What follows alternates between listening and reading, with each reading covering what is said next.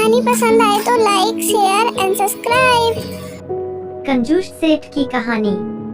एक छोटे से गांव में एक सेठ रहता था जिसका नाम रामलाल था।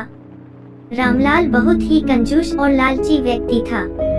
वह अपनी संपत्ति को बढ़ाने के लिए हर संभव प्रयास करता था, लेकिन दूसरों की मदद करने की बजाय वह अपनी धन की हिफाजत में व्यस्त रहता था। रामलाल के गांव में वह एक उद्योग का मालिक था।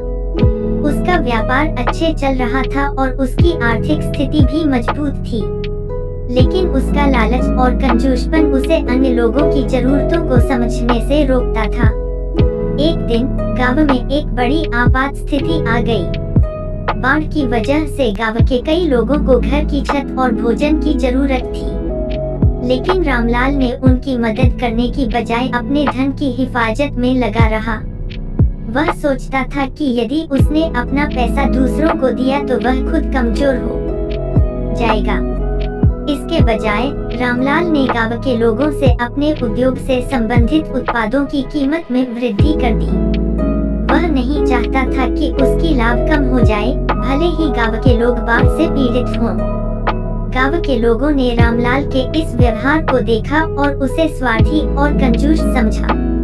उन्हें रामलाल की इस भावना को समझने में कठिनाई हुई और वह उससे नाराज हो गए।